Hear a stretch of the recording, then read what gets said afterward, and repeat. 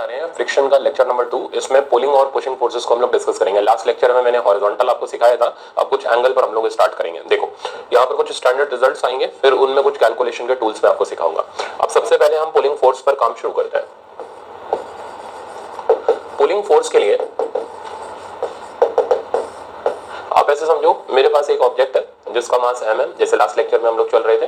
अब इसको खींचने के लिए जो मैंने फोर्स लगाई वो कुछ एंगल पर लगा दी इस तरीके से, और ये एंगल आप यहाँ पर थीटा ले लो। Coefficient of static friction mu S है और coefficient of kinetic friction mu K है। हमें इस पुलिंग फोर्स का वो वैल्यू पता करना है जब ये ब्लॉक स्लाइड करना स्टार्ट करते हैं। तो we have to find out that minimum pulling force such that sliding of body just starts. अब कैसे हम इसको पता करें, ठीक है ना। तो लास्ट लेक्चर अगर आपको याद हो तो हम लोग सबसे पहले एफ एस मैक्स और एफ के निकालना चाहते थे।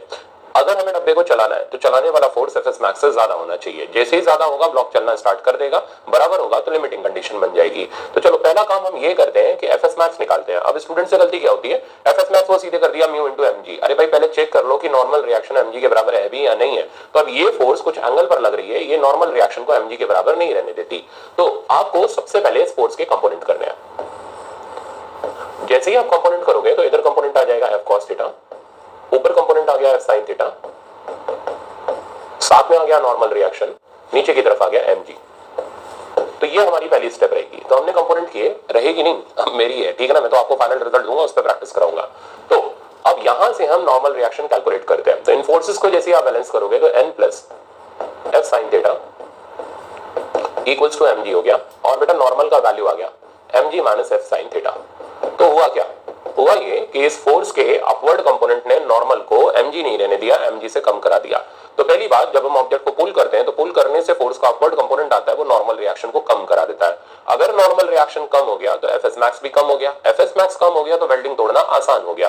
तो इसका मतलब पुल करने से वेल्डिंग जल्दी टूटती है। अब वहीं अगर हम यूं करके पुश करते तो किसी ऑब्जेक्ट को ऐसे पुश करने से अब फोर्स आपको नीचे की तरफ कंपोनेंट देगी, वो नीचे का कंपोनेंट mg को क्या करेगा, इंक्रीज करा देगा। mg में वो कंपोनेंट ऐड होकर के नॉर्मल रिएक्शन को इंक्रीज करा देगा। नॉर्मल रिएक्शन इंक्रीज कर जाएगी तो एफएस मैक्स इंक्रीज कर जाएगा और ब्लॉक को चलाना मुश्किल हो जाएगा। तो इसमें कंसेप्चुअल यही बनता है, it is easy to pull then push. वो मैं आगे आपको लिखा दूंगा, बट अभी मैं बस खाली एक अंदाजा दिया था। तो पुल करने से नॉर्मल रिएक्शन का वैल्यू कम हो गया। कम इसलिए हो गया क्योंकि कंपोनेंट ऊपर आ गया। ओके, अब हम आते हैं सेकंड स्टेप पर। इसमें हम एफएस मैक्स निकालते हैं बाय यूजिंग फॉर्मूला हमारा म्यू एस इनटू एन। तो म्यू एस एन की जगह मैंने डाल दिया mg minus F sine theta. अब थर्ड और लास्ट स्टेप पर आते हैं। अब अगर हम ब्लॉक को चलाना चाहते हैं तो ब्लॉक कब चलेगा, जब ये एफ कॉस थीटा का फोर्स एफएस मैक्स से ज्यादा हो। तो in order to move block, या in order to just start motion,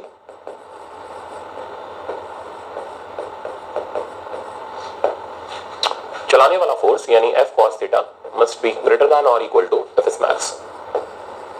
अब इसको सिंप्लीफाई करते हैं। तो F cos theta is must be greater than equal to FS max का वैल्यू डाला म्यू एस इनटू एन। तो F cos theta is greater than equal to mu S into N की value हमारे पास आ गई थी mg minus F sine theta. Bracket open करते हैं। तो F cos theta must be greater than equal to mu S mg minus mu S F sine theta. अब आप इस चीज को इधर साइड ले जाओ, f कॉमन हो गया और बाहर आ गया cos theta plus mu S sine theta which is greater than equal to mu S mg।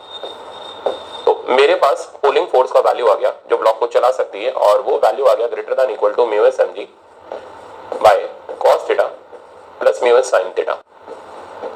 तो अगर फोर्स इससे ज्यादा होगा तो ब्लॉक चल जाएगा, बराबर होगा तो चलने वाला होगा, और कम होगा तो नहीं चलेगा।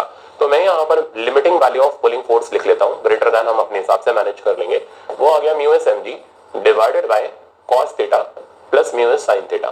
तो ये तो वैल्यू हमें याद रहना ही चाहिए, ये मिनिमम पुलिंग फोर्स का वैल्यू आ गया। अब इसके साथ साथ इसमें कंसेप्चुअल के नाम पे ये आया कि पुल करने से फोर्स का अपवर्ड कंपोनेंट नॉर्मल को कम कर देता है, जिससे वेल्डिंग तोड़ना इजी हो जाता है। तो वो भी मैं यहाँ मेंशन कर दे रहा हूँ। तो पुल करने से फोर्स का अपवर्ड कंपोनेंट नॉर्मल को डिक्रीज करा देता है,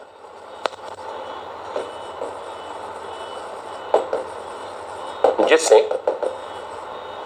एफएस मैक्स कम हो जाता है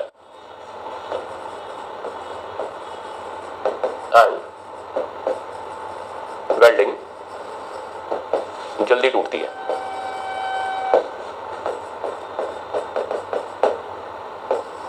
ओके, ये हो गई हमारी पुलिंग फोर्स के बेसिक कंसेप्ट, बट इनको अप्लाई करना पड़ेगा। अभी एक मिनट तसल्ली रखो, पहले पुशिंग फोर्स भी कर दूं, उसके बाद हम न्यूमेरिकल स्टार्ट करेंगे। अब सिमिलर मैनर में हम लोग काम करते हैं पुशिंग फोर्स पर, फिर इसके हम प्रॉब्लम बना करके शुरू हो जाएंगे। प्रॉब्लम इसमें बहुत अच्छे आते हैं, मंकी के आते हैं और डायरेक्ट ब्लॉक के आते हैं, तो मतलब कैलकुलेशन वाइज भी बड़ा शानदार कंसेप्ट है। देखो पुशिंग फोर्स, अब मैंने एक ऑब्जेक्ट को पुश करना स्टार्ट किया, तो इस तरीके से पुश करना स्टार्ट किया और पुशिंग फोर्स जो मैंने लगाई वो थीटा एंगल पर लगाई। Again we have to find out minimum pushing force such that block का मोशन स्टार्ट हो जाए। तो सबसे पहली स्टेप हमारी रहेगी, हम फोर्स के कंपोनेंट कर लेंगे। तो अब जो फोर्स के कंपोनेंट आएंगे, एक कंपोनेंट नीचे आ गया which is F cos theta, और एक कंपोनेंट राइट साइड पर आ गया, वो आ गया सॉरी इधर साइड आ गया F sin थीटा, और राइट साइड पर हमारे पास आ गया F cos थीटा। नीचे की तरफ आ गया mg और ऊपर की तरफ आ गया नॉर्मल। तो अब आप चेक कर लो, नॉर्मल रिएक्शन को इस डाउनवर्ड कंपोनेंट ने इंक्रीज करा दिया और नॉर्मल रिएक्शन की वैल्यू मेरे पास हो गई mg plus F sin theta. तो पुश करने से नॉर्मल रिएक्शन बढ़ जाता है, पुल करने से नॉर्मल रिएक्शन कम हो जाता है। अब हम ब्लॉक को चलाना चाहते हैं, तो this F cos theta must be greater than equal to Fs max, और अब हम Fs max का वैल्यू डाल देंगे। मैं इधर डायरेक्ट लिख रहा हूं, तो पुशिंग फोर्स की जो वैल्यू आ जाएगी, अब क्योंकि मेरे को भी याद है तो आपको भी याद रखना ही है, वो आ जाएगा mu mg divided by cos theta minus mu sin theta. तो अब दोनों फोर्सेस को हम एक जगह कंपेयर कर लेते हैं। पुलिंग आया था mu mg divided by cos theta plus mu sin theta, pushing आया इतना। याद करने के दो तरीके हैं, पहले एक ही जगह लिखते हैं फिर याद करने की कोशिश करते हैं। अच्छा, एक और कंसेप्चुअल, पुश करने से ब्लॉक आसानी से नहीं चलेगा क्योंकि Fs max बढ़ जाएगा, पुल करने से आसानी से चलेगा क्योंकि Fs max कम हो जाएगा। तो वो सारे पॉइंट हम यहाँ पर लिख लेंगे, याद करने का तरीका भी देख लेंगे। तो पुलिंग फोर्स बेटा अपने पास आई थी म्यू mg बाय में cos theta plus mu sin theta. तो जैसे मैंने बताया दो तरीके हैं याद करने के, वो मैं दोनों अभी बस लिख लूं फिर आपको बताता हूं। और पुशिंग फोर्स मेरे पास आई थी म्यू mg बाय में cos theta minus mu sin theta. अब देखो, याद करने का पहला तरीका तो ये, पुल करना आसान होता है, तो यानी पुलिंग फोर्स कम होती है, तो कम तभी होगी जब डिनोमिनेटर ज्यादा होगा, इसमें दिमाग लगाना पड़ेगा, ठीक है ना। और पुश करना डिफिकल्ट होता है, डिफिकल्ट तब होगा जब फोर्स ज्यादा लगानी पड़ेगी, तो डिनोमिनेटर कम होगा तो ऑब्वियसली फिर ये चीज ज्यादा होगा। एक तरीका तो ये हो गया। दूसरा तरीका ये, पुलिंग फोर्स ऊपर लगाते हैं, ऊपर की तरफ जो चीज ऊपर लगे उसमें प्लस साइन आएगा, इसमें दिमाग ही नहीं लगाना। और पुशिंग फोर्स नीचे की तरफ लगाते हैं, अब जो चीज नीचे लगाए उसका साइन नेगेटिव चला जाएगा। तो ऐसे करके आप याद कर सकते हो। तो पुलिंग और पुशिंग फोर्स के फॉर्मूले आ गए, mu mg divided by cos theta plus minus mu sin theta, ठीक है ना। तो ये वो फोर्सेस हैं जो हमें ब्लॉक को चलाने के लिए चाहिए जब हम ऑब्जेक्ट को पुल या पुश करेंगे। अच्छा, अब it is easy to pull then push, क्यों? On pulling normal decreases, Fs max decreases, while on pushing normal increases and Fs max also increases। तो अब हम इन पे बनने वाले कुछ प्रॉब्लम्स को देखते हैं जो स्टैंडर्ड प्रॉब्लम्स हैं। जैसे इसमें मंकी का प्रॉब्लम है, फंसता ही फंसता है, तो उन पे हमें काम करना ही करना है, उनको छोड़ने का कोई इसमें चांस नहीं बनता। अब जैसे पहले मैं आपको वैल्यू डालनी सिखाता हूं, बेसिक कंसेप्ट सिखाता हूं, फिर मैं आगे आपको ले चलूंगा। देखना, एक ब्लॉक है 55 kg का, ग्राउंड पर रखा गया है और हमें पुलिंग फोर्स कैलकुलेट करनी है। मैंने इस फोर्स को 37 डिग्री पर अप्लाई कर दिया, म्यू एस का वैल्यू 0.5 ले लिया। तो calculate minimum pulling force required to start motion.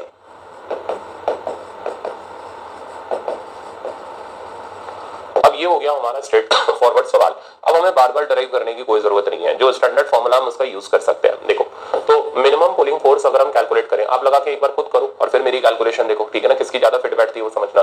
तो म्यू एस की जगह बेटा अपने पास आ गया, पहले फॉर्मूला लिख लो, तो 2-3 बार लिखोगे तो याद हो जाएगा। तो mu mg divided by cos theta plus mu sin theta.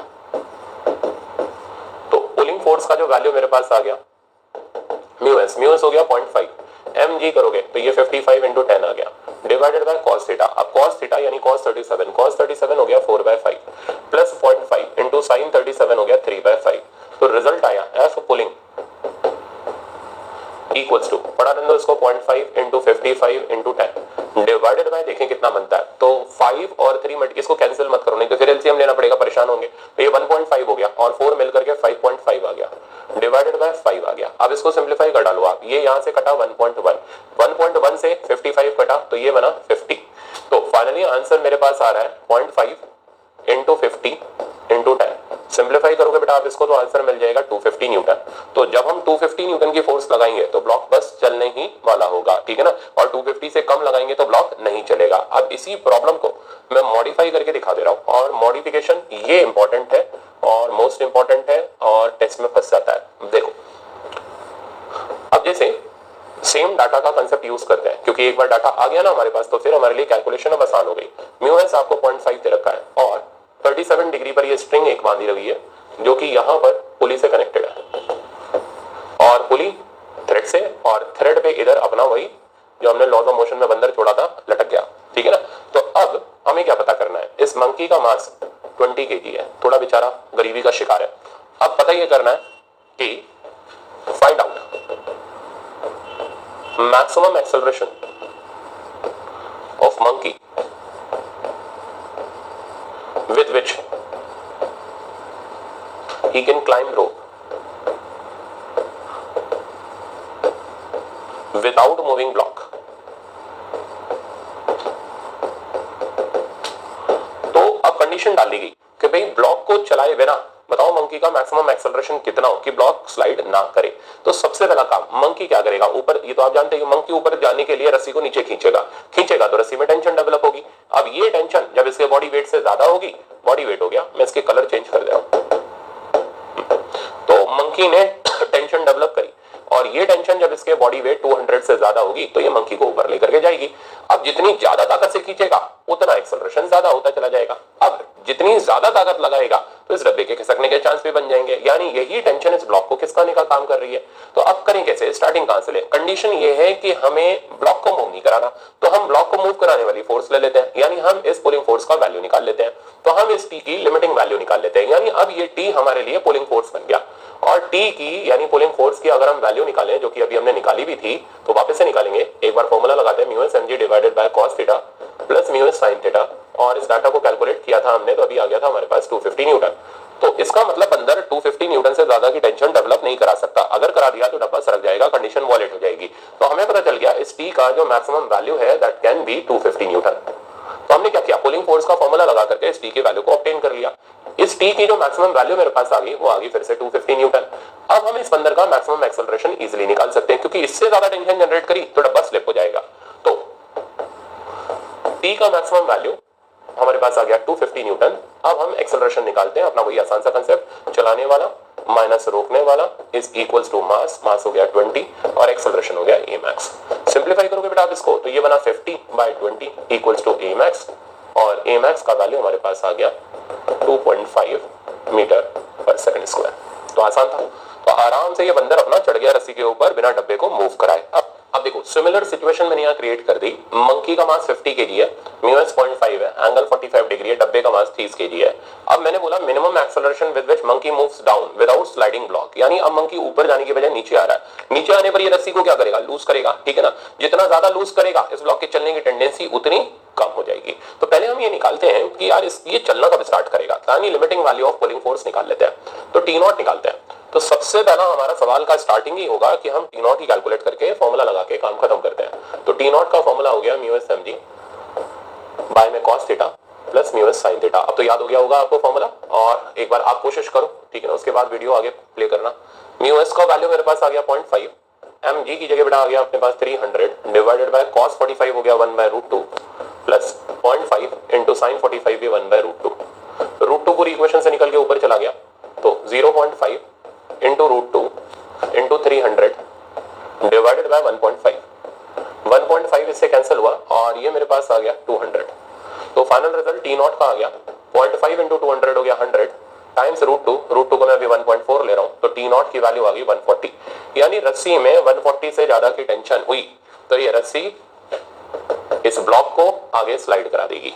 अब अपना बंदर 50 kg का है, इसका खुद का वेट ही 500 न्यूटन है, तो इसका मतलब ये रस्सी पे लटक तो सकता नहीं, क्योंकि लटक गया तो फिर टेंशन 500 न्यूटन की आ जाएगी और डब्बा सरक जाएगा।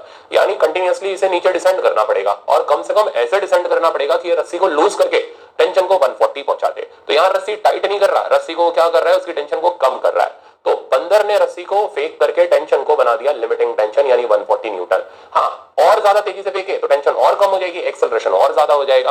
अब मैक्सिमम एक्सेलरेशन कितना हो यार, फिर टेंशन 0 ही कर दो यानी फ्री फॉल करा दो उसको। तो मैक्सिमम एक्सेलरेशन तो फ्री फॉल हो गया, पर मिनिमम इसमें तब हुआ जब टेंशन उसने कम करके 140 के बराबर कर दी। तो ये ए का मिनिमम वैल्यू हुआ। तो अब हम यहाँ पर इजिली मिनिमम एक्सेलरेशन निकाल सकते हैं। मिनिमम एक्सेलरेशन का वैल्यू निकालने के लिए 500 माइनस 140 इक्वल्स टू 50 इंटू ए। अब सिंप्लीफाई करोगे तो 500 माइनस 140 हमारे पास बचेगा 360 बाय 50 इक्वल्स टू ए। ए क्या, ए मिन। तो ए मिन का बेटा यहां से वैल्यू हमारे पास आ गया 36/5। तो इतने एक्सेलरेशन से बंदर नीचे की तरफ उतरना चाहिए। अगर नहीं उतरा, इससे कम रहा एक्सेलरेशन, तो ऐसे सिचुएशन में डब्बा स्लाइड कर जाएगा। तो ये कुल मिलाकर के हमारे कुछ एडवांस सवाल थे जो टेस्ट के अंदर अगर पूछे जाते हैं तो मेडिकल का बच्चा छोड़ के आता है। अब इसी पुलिंग फोर्स पर काम करने के बाद अब मैं आपको कुछ और स्टैंडर्ड सवाल दिखाता हूं जो टेस्ट के अंदर रिपीट हो जाते हैं। जैसे इस प्रॉब्लम को देखो, m मास का ब्लॉक है और मैंने पुलिंग फोर्स लगा दी। अब हॉरिजॉन्टल की जगह मैंने वर्टिकल से थीटा एंगल पर लगाई है, ठीक है ना। तो ये भी टेस्ट में बहुत रिपीट होता है। कोफिशिएंट ऑफ फ्रिक्शन मैंने म्यू दे रखा है। तो आपको सर ऐसा क्या मुश्किल है, नहीं मुश्किल नहीं, मैथमेटिक्स लग जाती है वो मुश्किल हो जाता है। तो कहता है if minimum pulling force is equals to weight of block, find theta. लो भाई, नई सिरदर्दी आ गई। अब हमें थीटा की वैल्यू निकालनी है such that minimum force equals to minimum pulling force equals to weight of block को, यानी एफ का वैल्यू दे करके mg के बराबर ये हमसे म्यू पूछना चाह रहा है, ठीक है। तो पहले हम फॉर्मूला लिखते हैं। अब हमारा जो फॉर्मूला है हमने उसमें एंगल लेने थे हॉरिजॉन्टल से, दिया है इसने वर्टिकल से, तो यहाँ तो फिर डेराइव करो, यहाँ चुपचाप से स्मार्ट वर्क करो, एंगल को 90 माइनस थीटा से रिप्लेस कर दो। तो पुलिंग फोर्स का जो हमारा फॉर्मूला था म्यू mg डिवाइडेड बाय, अब जहां cos थीटा था वहां आ जाएगा cos 90 minus theta plus mu sin 90 minus theta. अब f की वैल्यू डाल देते हैं जो गिवन है mg, mu mg divided by, नीचे बचा बेटा अपने पास sin theta plus mu cos theta. अब mg से mg कैंसिल हो गया, लेफ्ट राइट पे ले जाओ तो sin theta plus mu cos theta equals to mu आ गया। इस टर्म को इधर खसका लाओ तो sin थीटा का वैल्यू म्यू कॉमन हो गया 1 माइनस cos थीटा। अब यहां पर लगती है बेसिक मैथमेटिक्स, और बेसिक मैथमेटिक्स को पहले मैं आपको समझा दूं फिर मैं आगे अप्लाई करूंगा। Sign to half angle properties बोलते हैं इनको। sin 2 थीटा का फॉर्मूला होता है 2 sin थीटा cos थीटा। मतलब अगर इधर 2 थीटा है तो इधर उसका हाफ एंगल आ जाएगा थीटा थीटा। अब अगर इधर थीटा हो तो यही हाफ एंगल में ऐसे ब्रेक होगा 2 sin theta by 2 cos theta by 2। Similarly अगर इधर मेरे पास cos 2 थीटा है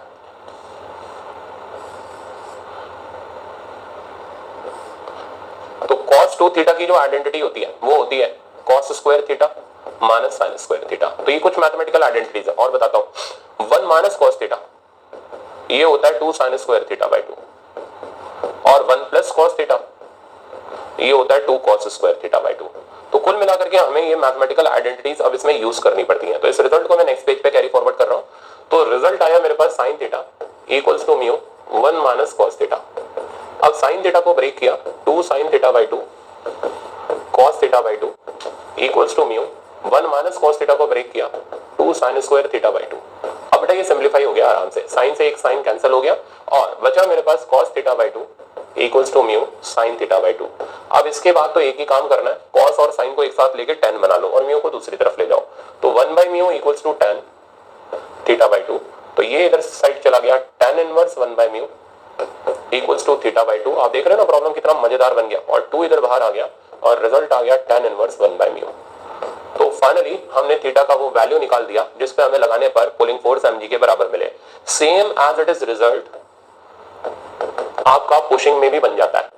तो जैसे m मास के ब्लॉक को हमने इधर पुश किया और वही वर्टिकल से पुश किया by applying pushing force of mg। अब ये कहता है फिर से थीटा की वैल्यू बता दो सच दैट ब्लॉक चलना स्टार्ट कर दे, ठीक है ना। तो अब मेरे ख्याल से आप इसको आराम से वर्कआउट कर सकते हो और आप पुशिंग फोर्स का फॉर्मूला लगाओ, मैं डायरेक्ट यूज कर रहा हूँ, F is equals to mg is equals to mu mg divided by, बस रिजल्ट चेंज हो जाएंगे, अब प्लस की जगह माइनस आ जाएगा cos 90 माइनस थीटा, क्योंकि एंगल हमने हॉरिजॉन्टल से ही लिया था, minus mu sign 90 minus theta. देखें अब क्या आता है 90 माइनस थीटा, तो इधर mg कट किया, तो 1 equals to mu by sine theta plus mu cos theta, sorry minus mu cos theta.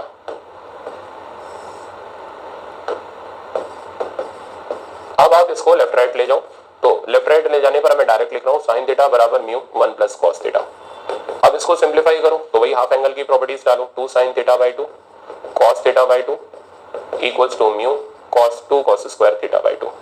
तो अब कैंसिल करने के बाद थीटा की वैल्यू आ जाएगी twice of tan inverse mu. तो मैंने डायरेक्ट लिख दिया, आप चेक कर लेना, सॉल्यूशन निकाल लेना इसका। तो मेरे ख्याल से अब आपको दोनों तीनों चारों जितने भी मैंने सवाल कराए सारे के सारे अच्छे सवाल थे, इसके अंदर सारे समझ आ गए होंगे। अब एक स्पेशल कंडीशन हम डिस्कस करने जा रहे हैं, और ये लास्ट कंडीशन है पुलिंग फोर्स की, और बड़ी मस्त कंडीशन है, याद रखनी है आपको। तो स्पेशल कंडीशन, स्पेशल केस, और ये स्पेशल केस क्या है कि अब ब्लॉक के ऊपर लगने वाली पुलिंग फोर्स हम किसी भी एंगल पर लगा सकते हैं, किसी भी एंगल पर, 0, 30, 60 व्हाटएवर। अभी तक हमें एंगल गिवन था, नहीं यार इसी एंगल पर लगानी है, 37 गिवन था, 45 गिवन था। अब वो कहता है कोई भी एंगल सिलेक्ट कर लो, और लैंग्वेज दी जाती है eight what angle pulling force must be applied such that its value is minimum। ये है स्पेशल केस, और आपके AIPMT नीट एग्जाम का फेवरेट केस।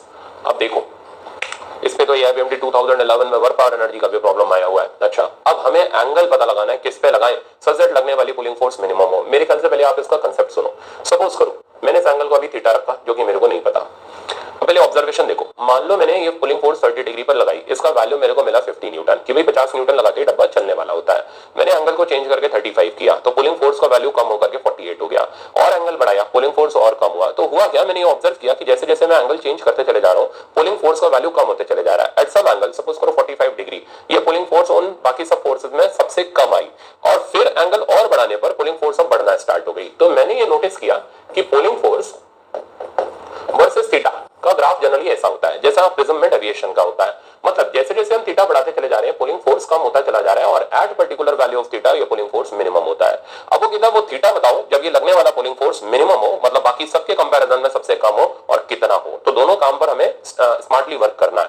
अब सॉल्यूशन देखो, तो पुलिंग फोर्स का पहले हमने इन जनरल फॉर्मूला लिखा, mu mg divided by cos theta plus mu sin theta. अब हमें चाहिए ये मिनिमम, तो for f to be minimum this denominator को मैं अलग कर ले रहा हूं, cos theta plus mu sin theta must be maximum.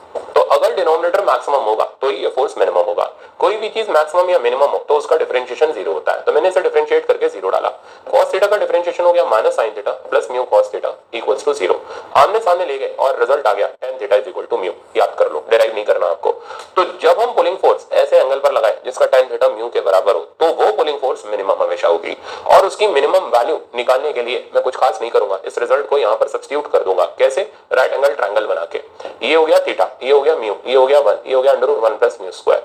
तो इस रिजल्ट को हम यहाँ सब्स्टिट्यूट करेंगे, बट आपको याद करना है, आपको ज्यादा डेरिवेशन का है तो आप खुद ड्राइव कर लेना, मैं यहाँ सब्स्टिट्यूट कर रहा हूँ, मेरे को रटा पड़ा है। तो 1 प्लस म्यू स्क्वायर, तो अच्छी तरीके से दिमाग में सेट कर लो।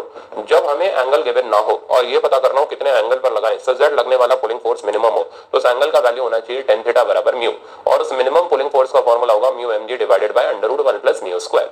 अब इसके अंदर अगर न्यूमेरिकल आता है तो कैलकुलेशन आपकी बड़ी स्मार्ट होनी चाहिए, बड़ी अच्छी कैलकुलेशन होनी चाहिए। पहले मैं आपको सिखाता हूँ। तो कैलकुलेशन के लिए मैं आपको कुछ टूल्स दे रहा हूँ जिनका हम लोग यहाँ पर इस्तेमाल करते हैं। जैसे 1/√3 की वैल्यू 0.57 होती है, 1/√2 की वैल्यू 0.7 होती है, ठीक, 3/4 0.75 होता है, और 1/2 तो आप जानते ही हो 0.5 होता है। ये हमारे कुछ कैलकुलेटिव टूल है जो हमारी कैलकुलेशन को बेहद आसान कर देते हैं। अब जैसे मैं आपको सवाल दिखाता हूँ, एग्जाम्पल मेरा ये रहा, कहता हमारे पास एक ब्लॉक है 10 kg का जिसपे हमने फोर्स लगा दी, at what angle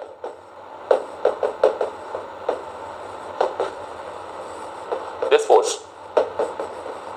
be applied so that its value is minimum. Also find out its minimum value.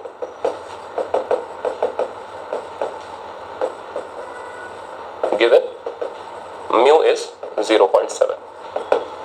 अब देखो,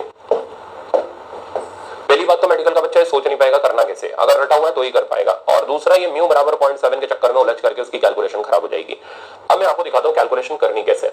तो देखो, सबसे पहले तो म्यू हमें पता ही है वो 0.7 है। पहला काम हम एंगल का फॉर्मूला लगा देंगे, तो tan theta equals to mu, और tan थीटा की वैल्यू बेटा अपने पास आ गई 0.7 यानी 1/√2। तो थीटा कितना हो गया? 45 नहीं है, मेरे को पता आप 45 सोच रहे होगे। 45 sin 45 cos 45 1/√2 होता है। थीटा कितना है? थीटा इतना ही है, और थीटा की वैल्यू है tan इनवर्स 1/√2। अब दूसरा, अब हमें मिनिमम पुलिंग फोर्स निकालनी है। लगाओ फॉर्मूला। तो फॉर्मूला हो गया mu mg upon √1 plus mu square. अब इसके अंदर रिजल्ट सब्स्टिट्यूट कर देते हैं म्यू। अब इसमें जब आप म्यू 0.7 डालोगे तो कैलकुलेशन गंदी कर देगा, पर 1/√2 डालने पर ये कैलकुलेशन बेहद आसान कर देगा। तो अब मैं म्यू की जगह 1/√2 यूज कर रहा हूँ। mg मेरे पास 100 हो गया, divided by 1 plus mu square, तो 1 प्लस 1/2 आ गया। सिंप्लीफाई करते हैं, तो 1/√2 इंटू 100 डिवाइडेड बाय 3/2। अब चेक करो, √2 से √2 कट गया, बचा फाइनली क्या? 1/√3 इंटू 100, और 1/√3 मैंने बता ही दिया 0.57 हो गया, और इस पुलिंग फोर्स का वैल्यू आ गया 57। आप देख लो कितने स्मार्टली कैलकुलेशन को मैनेज कर दिया। तो ये इसकी कैलकुलेशन की ताकत होती है। अगर आप कैलकुलेशन गलत इस्तेमाल करके आपका ये सवाल फंस जाएगा, आप नहीं कर पाओगे। तो ये कंसेप्ट था आपका मिनिमम पुलिंग फोर्स का, ठीक है ना। और मिनिमम पुलिंग फोर्स लगा के आप प्रॉब्लम को आराम से कर सकते हो। एक और सवाल दिखाता हूँ। नेक्स्ट एग्जांपल ये रहा। पुशिंग फोर्स में ऐसा देखने को नहीं मिलता कि उसकी वैल्यू बढ़े या घटे, उसकी वैल्यू जो होती है वो बढ़ती ही बढ़ती है, तो उसमें मिनिमम का कोई कंसेप्ट आता नहीं। तो ये सिर्फ पुलिंग फोर्स के लिए लागू होता है। तो अब ये ब्लॉक मेरे पास वही 10 kg का ले लेते हैं। 10 kg मास का है, म्यू का वैल्यू मैंने यहां पर दे दिया 0.5। अब मैंने पूछा थीटा बताओ सच दैट एफ पुलिंग का वैल्यू मिनिमम हो। तो मेरे ख्याल से बेटा अब तो आप खुद ही कर लोगे, अब आपको मेरी ज्यादा इसमें जरूरत नहीं रहेगी। तो tan थीटा 0.5 हो गया यानी 1/2 हो गया, थीटा की वैल्यू tan इनवर्स हाफ आ गई। अब मिनिमम पुलिंग फोर्स के लिए फॉर्मूला लगा लो, म्यू mg बाय में √1 प्लस म्यू स्क्वायर। तो म्यू की वैल्यू होगी हाफ, mg हो गया 100 डिवाइडेड बाय √1 प्लस 1/4। अब इसको और सिंप्लीफाई कर सकते हो आप 1 प्लस 1/4 को, तो ये आ गया मेरे पास 1/2 इंटू 100 डिवाइडेड बाय बेटा अपने पास आ गया √5/4। ये कट गया 2 से 4 वाला टर्म, आंसर आ गया 100/√5। और चाहिए और सिंप्लीफाई कर लो, √5 ऊपर नीचे मल्टीप्लाई करके आंसर आ गया 20√5 न्यूटन। तो ये मिनिमम पुलिंग फोर्स आया और tan थीटा बराबर हाफ पर लगाने पर आया। तो मेरे ख्याल से अब आपका आज का लेक्चर अच्छी तरह क्लियर होना चाहिए कि मिनिमम पुलिंग फोर्स या पुलिंग फोर्स और पुशिंग फोर्स हम कैसे वेरीफाई करते हैं। अब नेक्स्ट लेक्चर जो आ जाएगा उसके अंदर हम देखेंगे एंगल ऑफ फ्रिक्शन और फिर कुछ और कंसेप्चुअल सवाल। Thank you so much.